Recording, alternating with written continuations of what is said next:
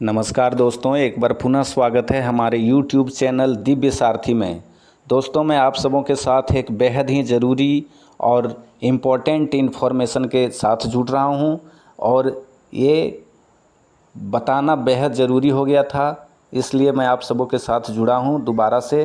तो इस वीडियो को स्किप नहीं कीजिएगा। वीडियो में अधिक जानकारी होने के कारण थोड़ी लंबी जा सकती है, तो आप सभी विशेष रूप से ध्यान देकर इस वीडियो को के साथ जुड़िएगा। और जो भी लगे इस वीडियो देखने के बाद ज़रूरतमंद छात्र जो हैं, जो इस तरह से संघर्ष से जूझ रहे हैं, तो उनके साथ शेयर करना भी मत भूलिएगा। तो दोस्तों, हमारे हाथ में प्रोस्पेक्टस है अली अकबर जंग national institute of speech and hearing disabilities दिव्यांगजन मुंबई। दोस्तों, यह इंस्टीट्यूट जो है ऑटोनॉमस बॉडी है, ministry of social justice and empowerment, department of empowerment of person with disabilities, government of India. दोस्तों, ये मुंबई में अवस्थित इंस्टीट्यूट है जो इस क्षेत्र में 9 अगस्त 1983 से रिसर्च, साथ ही साथ ट्रेनिंग और रिहेबिलिटेशन सर्विसेज और जितने भी कोर्स मटेरियल या फिर जितने डॉक्यूमेंटेशन है उसके निर्माण में काम कर रही है। और मुख्य उद्देश्य इस इंस्टीट्यूट का है human development, man power development और रिसर्च। साथ ही साथ यह इंस्टीट्यूट जो है दोस्तों, ऑल इंडिया में बहुत ही ख्याति प्राप्त और फेमस इंस्टीट्यूट है। ये यूनिवर्सिटी ऑफ मुंबई से रजिस्टर्ड है और नासिक के यूनिवर्सिटी से रजिस्टर्ड है, जो मेडिकल लाइन के जो कोर्स हैं वो। तो दोस्तों, आप सबों को बहुत ही संक्षेप में मैं बताना चाहूँगा यहाँ पे जो कोर्स करवाए जाते हैं। उससे पहले मैं आप सबों को बताना चाहूँगा कि जिस तरह से नीट आदि प्रतिष्ठित संस्थाओं के द्वारा इस तरह से छात्रों का मनोबल को गिराया जाता है, छात्रों में स्वयं में हीन भावना विकसित हो जाती है। तो ऐसे बहुत सारे छात्र हैं जो काफ़ी संघर्ष के साथ नीट क्वालिफाई करने का अपना मनसा लेकर काफ़ी दिनों से तैयारी करते हैं। कोटा जैसे शहरों में जाके, वहाँ के वातावरण में जाके पढ़ाई करते हैं और अंत में होता क्या है कि सरकार उनके प्रयासों पे पानी फेर देती है। तो उन छात्रों के लिए मेरा विशेषकर ये वीडियो है जो अभी इस दुख की घड़ी को झेल नहीं पाए हैं और इस तरह से एडमिशन का डेट सभी जो बड़े बड़े इंस्टीट्यूट हैं उससे निकलते जा रहे हैं। तो दोस्तों, अगर आप नीट के बाद बैकअप के रूप में कुछ कोर्स के बारे में जानकारी चाहते हैं तो वो आप सबों के बीच हाजिर है।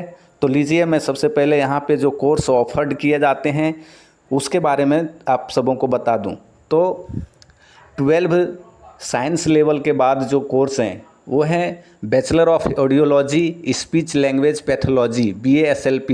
ये 4 साल का कोर्स है। ये मुंबई हेडक्वार्टर, साथ ही साथ eastern regional centre, Kolkata, Noida, Secunderabad में ये कोर्स अवेलेबल हैं। इनमें सीटों की संख्या ठीक ठाक है। मुंबई में 40 सीट है, कोलकाता में 31 सीट है, नोएडा में 25 सीट है और सिकंदराबाद में 31 सीट है। और इसमें जो एडमिशन होगा आपका वो ऑल इंडिया एंट्रेंस एग्ज़ाम जो AYJ NISHD कंडक्ट करवाएगी उसके माध्यम से होगा। आपका मेरिट लिस्ट जिस हिसाब से आएगा उसके माध्यम से आपको एडमिशन होगा।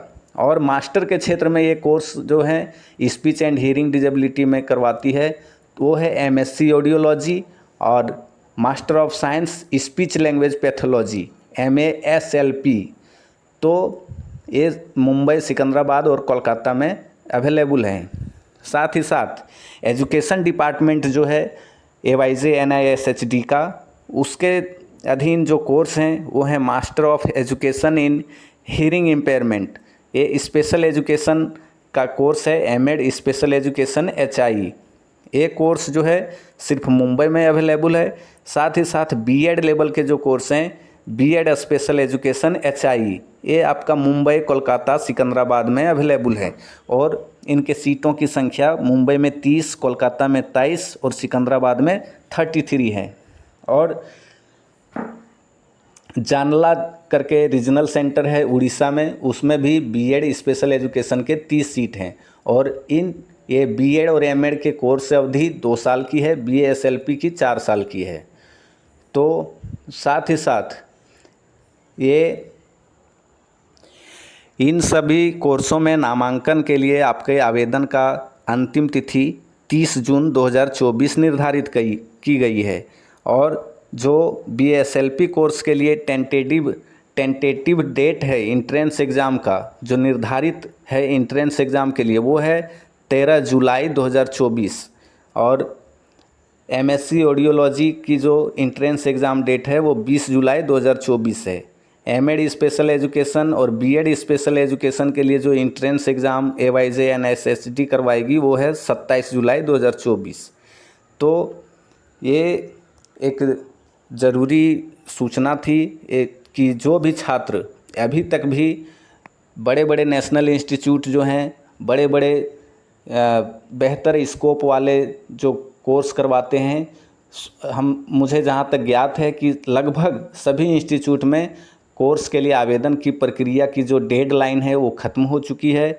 और ये मुझे बेहद बताना ज़रूरी हो गया था कि मात्र एवाईजे एनआईएसएचडी है जिसमें 30 जून तक के लिए आपको मोहलत मिला हुआ है, या फिर कहा जाए तो इसका डेडलाइन 30 जून तक है। तो चलिए मैं जल्दी से आप सबों को इस कोर्स के बारे में डिटेल में बता दूं। यहाँ से जो कोर्स करने के बाद जो छात्र निकलते हैं वो काफ़ी प्रतिष्ठित संस्थानों में, अस्पतालों में नौकरियाँ कर रहे हैं और उन्हें क्वालिटी एजुकेशन यहाँ पे प्रदान किया जाता है। तो पोस्ट ग्रेजुएट जो भी डिग्री है आप करने के बाद आपका अपॉइंटमेंट असिस्टेंट प्रोफेसर के रूप में हो सकता है, रिसर्च ऑफिसर के रूप में हो सकता है, मास्टर ट्रेनर के रूप में हो सकता है, या फिर मेडिकल कॉलेज या फिर यूनिवर्सिटीज़ विश्वविद्यालयों में ट्रेनिंग प्रोग्राम या फिर मैन पावर डेवलपमेंट के फील्ड में आपका सिलेक्शन हो सकता है। और जितने भी हॉस्पिटल हैं या फिर जितने भी क्लिनिक्स, ईएनटी डिपार्टमेंट जितने हैं, पेडियाट्रिक डिपार्टमेंट, न्यूरोलॉजी डिपार्टमेंट या फिर रिहेबिलिटेशन के फील्ड में जितने भी डिपार्टमेंट हैं, उसमें आप सबों का जो बीएएसएलपी, एमएएसएलपी वगैरह कोर्स किए हैं उनका सिलेक्शन होता है। तो ये सारांश में कोर्स के बाद के जो फ़ायदे हैं उसको मैं भी आप सबों को बता दिया हूँ। साथ ही साथ दोस्तों, मीडियम ऑफ इंस्ट्रक्शन जो है वो इंग्लिश है और आपका अटेंडेंस जो है आरसीआई के रूल रेगुलेशन के आधार पर होगा। यहाँ पे स्कॉलरशिप दिया जाएगा एससी, एसटी और पीडब्ल्यूडी कैंडिडेट को, और हॉस्टल फैसिलिटी है, कैंटीन फैसिलिटी है। तो किसी भी प्रकार की कोई समस्या नहीं है और यहाँ से आसानी से कोर्स करके अपना फ्यूचर का जो करियर है वो निर्माण किया जा सकता है। काफ़ी ज़्यादा स्कोप है। तो चलिए, आज मैं आप सबों के साथ जुड़ा था और मैं ये जानकारी को शेयर कर पाया हूँ। तो उम्मीद है कि जो भी ज़रूरतमंद छात्र इस तरह से हैं, जो नीट वगैरह की इस तरह से पारदर्शिता ना बरतने या फिर एक्स्ट्रा मार्क्स देकर इस तरह की मेरिट लिस्ट तैयार करने से जो हतोत्साहित छात्र हैं उनको आप ज़रूर से ज़रूर शेयर कर दें, ताकि उन्हें बैकअप के रूप में या फिर बेहतर समझ के रूप में इन सब कोर्स का ऑप्शन मिल पाए। तो आज के वीडियो में इतना ही। आप सबों का बहुत बहुत धन्यवाद। जय हिंद, जय भारत।